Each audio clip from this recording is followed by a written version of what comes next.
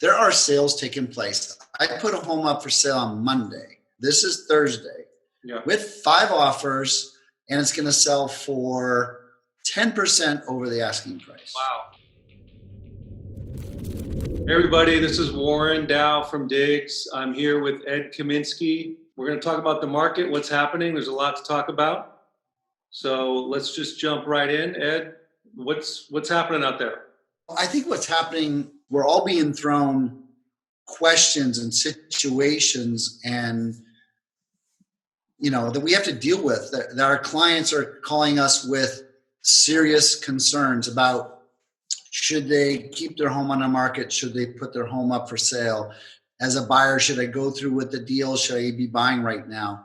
And in every single transaction, those questions are coming up, and having to deal with the emotions and the actual financial risks that are involved, and on top of that, add the health risks that are involved with what's going on right now with the coronavirus. So we're just trying to stomp out all these fires throughout the day, really be a sense of calm for our clients because there's a lot of anxiety going on, to be honest with you, with a lot of them, and just trying to get through and resolve those questions, problems, and situations.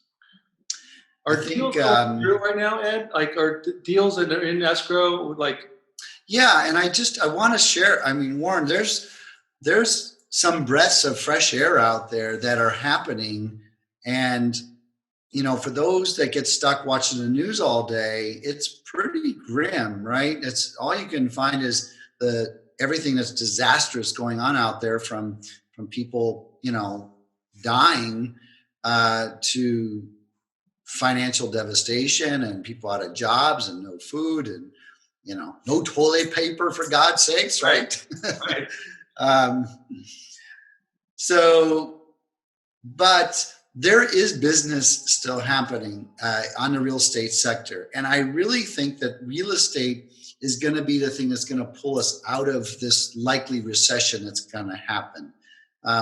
If you look back at the last 5 recessions, 3 of them, I believe it was 3 of them, we didn't have a decline in real estate prices.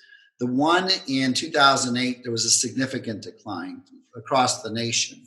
The one in the around 1990, it declined, but records show it was a very small decline. It is pretty clear that we have liquidity in the marketplace right now. Yeah. We had a ton of demand prior to this happening, and we had a shortage of inventory. But the one big thing that's changing, in my opinion, is a shift on what home is. I mean, how important is your home today?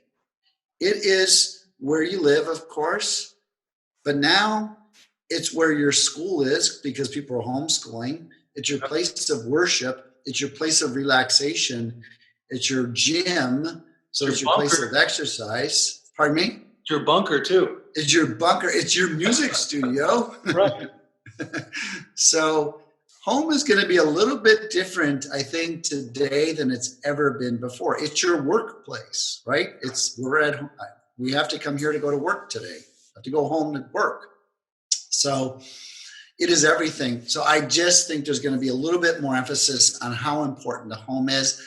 And I feel like it's going to be the thing that's going to pull us out of this recession in this. Yeah, that's a good, I like that point and positive.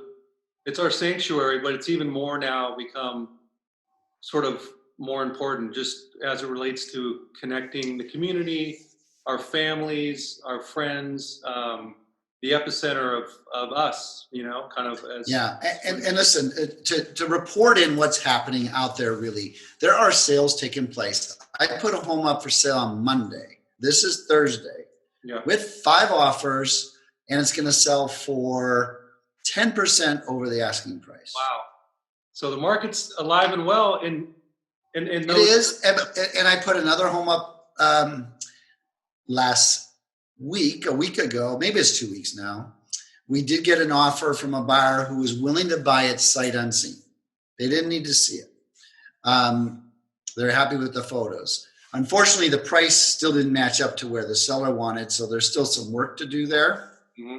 And there's a lot of transactions that are happening, and people are moving, and it is essential. It's an essential part of our life to have a home and to be able to live in a home.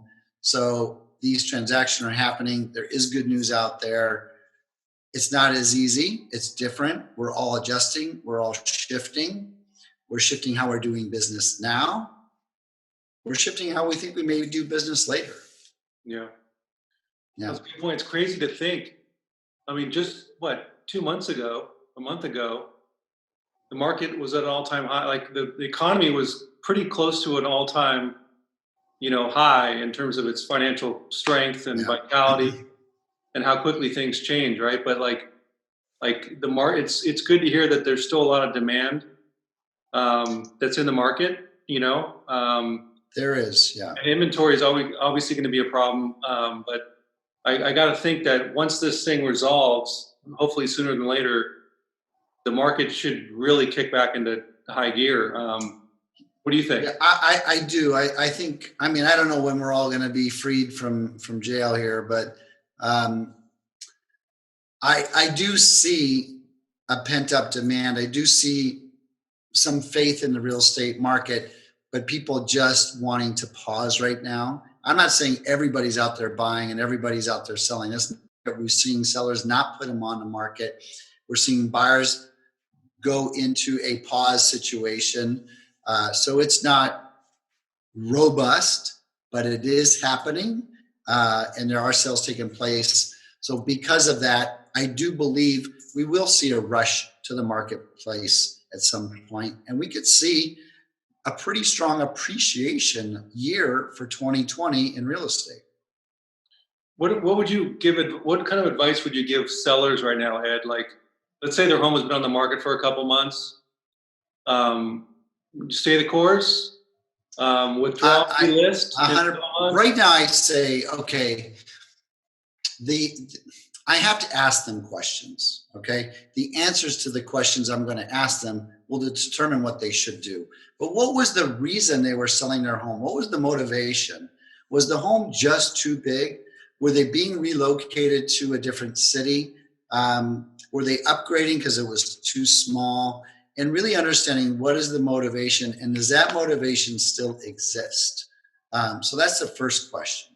Is it more important to go where you want to go ultimately than possibly the price you get on the home? There's always make me move sellers in any marketplace. Hey, give me this price and I'm out of here. We may not be there today. So if you had little motivation and your home is overpriced, it may make sense to step out of the way and take it off the market, to be honest with you. But if you do want to sell, you still want to move, it makes all of the sense in the world to keep your home for sale. And I'll tell you why. Where are buyers today physically sitting? At home in front of their computer. And they're real buyers who want to buy a home, had thought about buying a home. They have more time on their hands than ever before. So they're looking at every single home they like. They're tagging them. They're making check boxes next to them. They're circling them, whatever it is. And when they feel comfortable to go out and look, they're going to rush out and go look at those homes. If you're a seller, you want to be on that list. If you're hiding off the system, off the MLS, no one knows you're for sale. So if you decide to come on the market when everybody rushes to the market, that may not be as good of a time. It's a good point. It's hard to say. I mean, the good news is the money is going to be cheap for here for a long time. The money is going to be cheap. So leverage will be cheap. I mean, interest rates are going nowhere fast, right? It's true. I mean, money, the interest rates are going to be low. And for most people buying residential real estate, this is a long-term purchase. You're not buying based on a blip. The real estate prices don't move like the stock market. They're not up 10% one day, down 20% the next. That doesn't happen in real estate. It's a slow progress up, or it's a little bit of a dip down for a short period of time. But over the course of time, it's always moved up at some level, just in little spurts. So if you're buying and you're going to be owning it for 5 or 10 years, does it really matter that it dips for the next 6 months? If it dips the next 6 months, if it appreciates the next 6 months, you certainly know you're going to be happy about that. Are you seeing any pressure on pricing right now for the homes that are on the market? I see the homes that are overpriced are getting ignored, and there's always those homes that are on the market. We're seeing obviously a massive decline in showings in many cases, but the really good prime properties, great location, great design, priced fairly, they're getting hit with strong interest and multiple offers.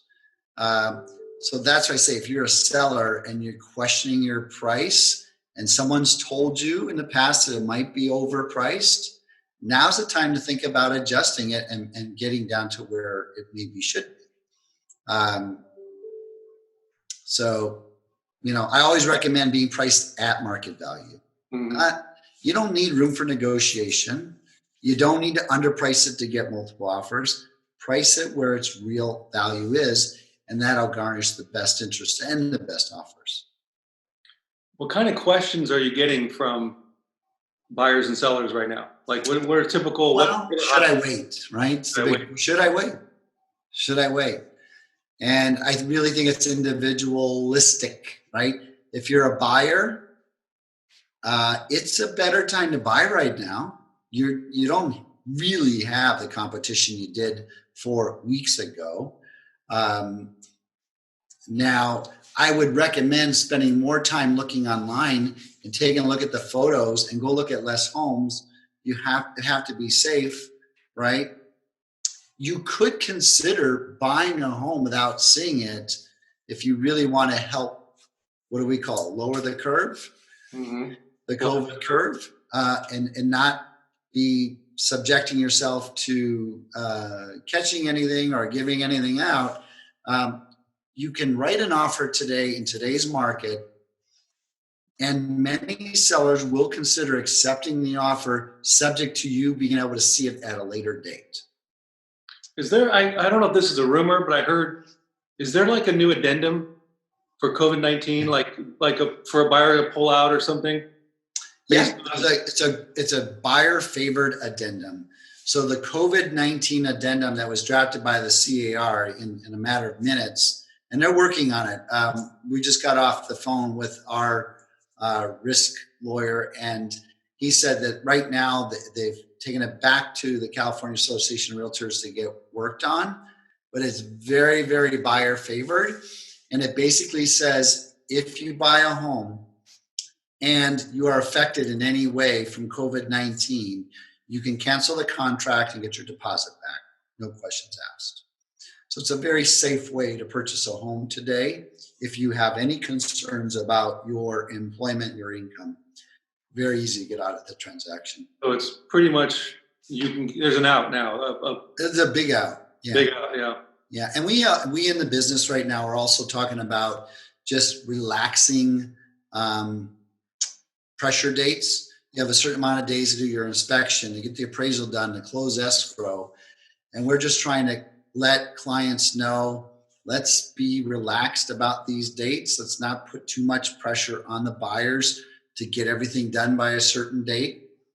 So we're just trying to just slow things down, expect delays, expect bumps in the road, and expect a lot of protection for the buyers that are out there. Good deal. What else? Anything else that you want to? Now that you have a platform to talk to the South Bay real estate market, like anything else you want to? We're talking about a lot of different things right now. I think first and foremost is to thank our front line out there, the medical professionals that are out there trying to save lives. I built a program just for them to help with their financial wellness called Procure Tomorrow. And I called one of my clients who's an ER doctor the other day. It took him a few days to call me back because they're working overtime. And what's scary for me is they're subjecting themselves to being around this virus all day long. And then they got to go home and subject their family to what they've been around all day long. And I flat out asked him, I said, what are you doing to avoid it? He goes, I don't think I can. I just don't think it's possible. We're there all day long around all those people. It's nearly impossible to avoid.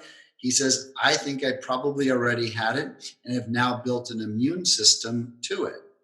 So those that are building immune systems, I'm no doctor, so I can't tell you if you can be safe or not once you have it. But I guess once you're immune to it, you can go out and help those that, need the help.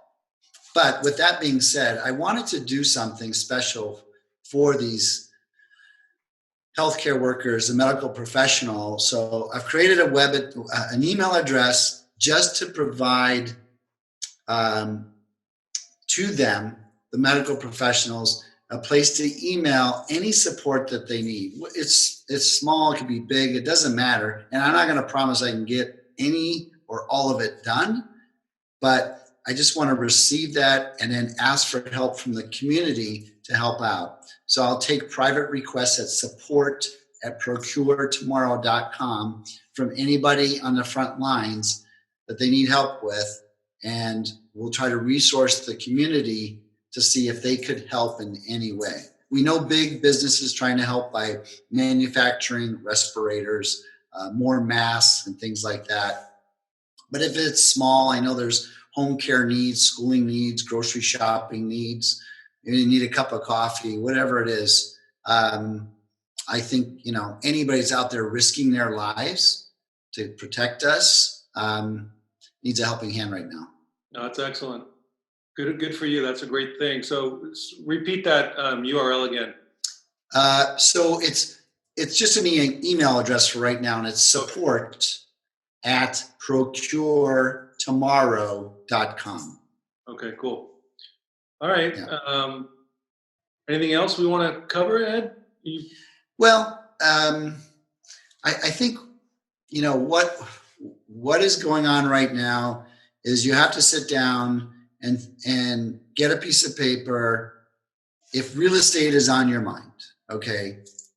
And really identify what's really important about your next move. If you're buying, why are you buying?